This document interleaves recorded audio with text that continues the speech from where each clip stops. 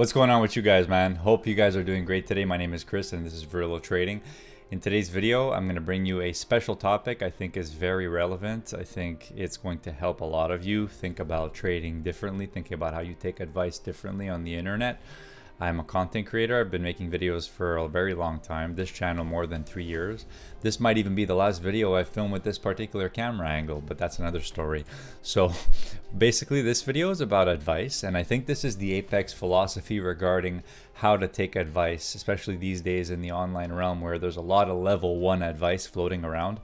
So let's get into it right now. Appreciate it. Leave a like, smash the like, subscribe, and all that stuff if you enjoyed this content.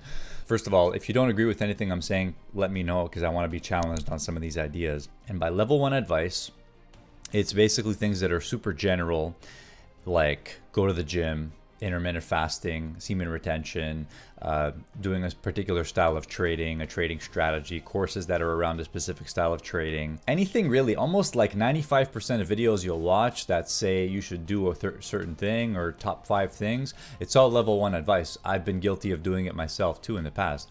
And that's why it's just a natural progression of knowledge and life that we have to evolve past our previous selves and learn about new ways to think about things and develop new advanced philosophies for how to approach life, because of course the world is always changing. I want to tell you guys about how I take advice in this video. I also want to tell you about why pretty much 99% of advice you hear is not applicable to you, and it will not be applicable to you. Now, there is a chance that it can be, depending on the light that you're viewing it from. If you're actively going out there and seeking it for a particular reason, normally out of necessity, at that point the advice becomes relevant because you're approaching it from the mindset of necessity. When you're in a position where you're forced to do something, you are going to actively seek out the necessary information to get what you're trying to do done. So the main thing about how I take advice, and this is something that I would transfer over to my little cousins, any younger guys out there who are new to the online realm and how this works, is take everything you see online, take it with a grain of salt, and when you listen to a new piece of content, you can appreciate it, you can absorb it, but the key thing here is that you want to take time to absorb it and sit with that particular ideology, philosophy, advice, or whatever it is that you're getting from the video.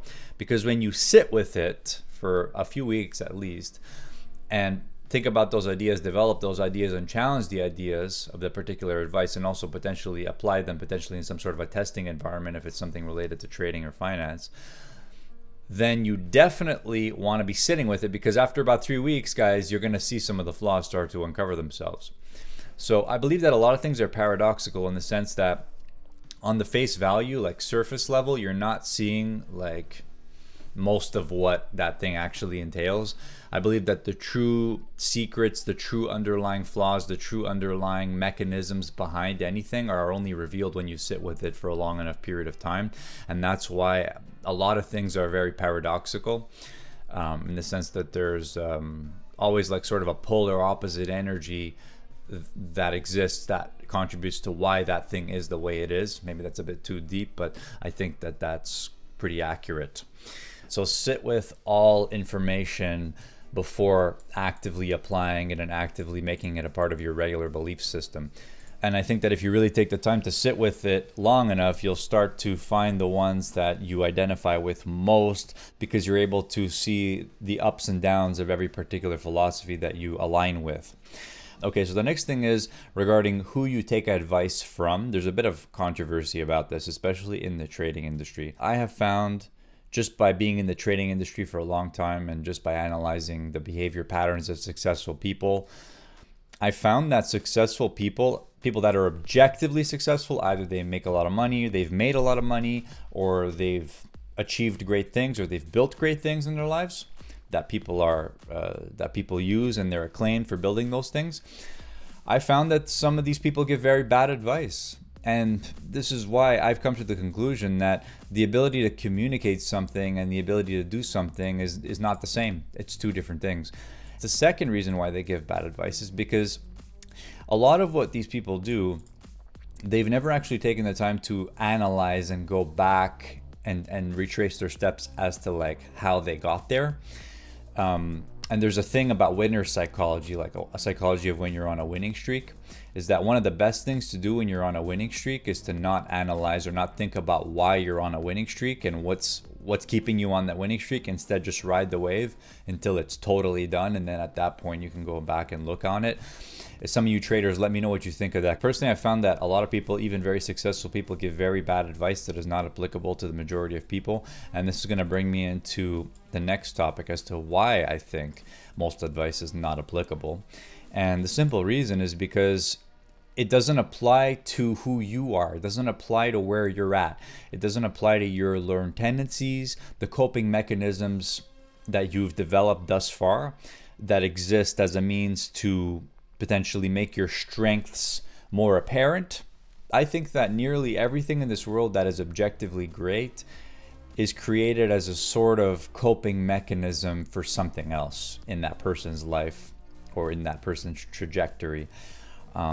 It could be childhood trauma. It could be them just overcompensating for their underlying flaws.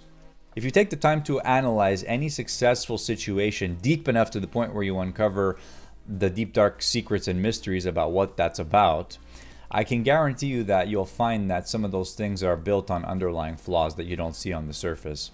And what normally happens with these people is that they lean so far into their strengths that their strengths outweigh their flaws by a long shot. Now I'm going to continue cooking on this idea because this is really where I think the magic sauce is. If you ever thought there would be like a holy grail or a magic sauce behind anything, I personally think it would be leaning in more to what you are already, going all in on your strong points to the point where they literally make your weaknesses invisible. And that's one of the reasons why all advice, 90% of it, is useless, because it doesn't apply to who you are. It doesn't apply to your learned habits, your learned tendencies, your learned coping mechanisms, and the things that you've been born with, the things that you have innately, because I honestly believe that we all have some strengths and weaknesses innately that we are born with, which makes us who we are. And that doesn't mean that our paths are going to be different. I think that men live very similar lives in the sense that we're all trying to be successful, we're all trying to make money, we're all trying to provide for our loved ones, we're all trying to have new great experiences in life.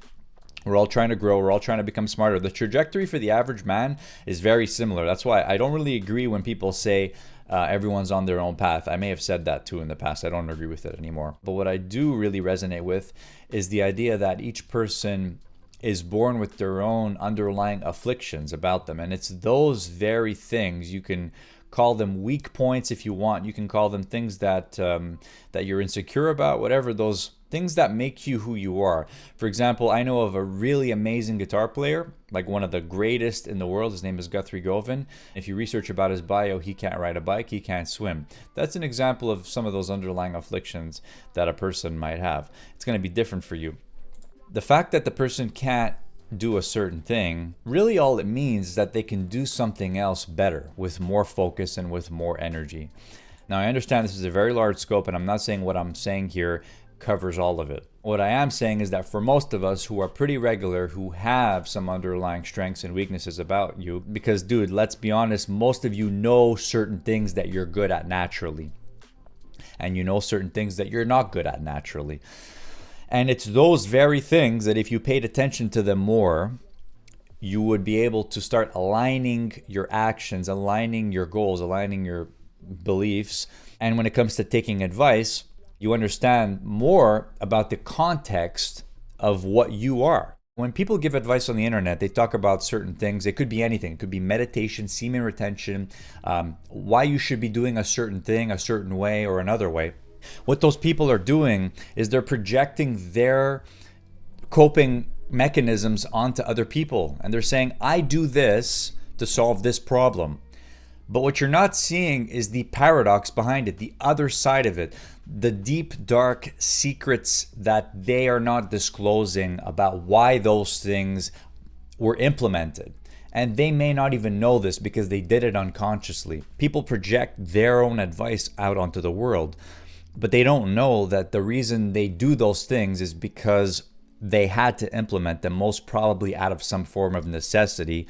And when you need it, this is when the magic happens in my mind. This is a 2024 concept that I'm going to share with you that I think is so important for you guys out there, especially if you're younger and you're in a pretty stable and comfortable situation, because I understand, you know, some people have much harder lives and probably this will be different for them. That's why I said all advice is super subjective and it doesn't apply to everybody. But this is my advice to you if you're relatively stable and comfortable in today's era and you're working and all that.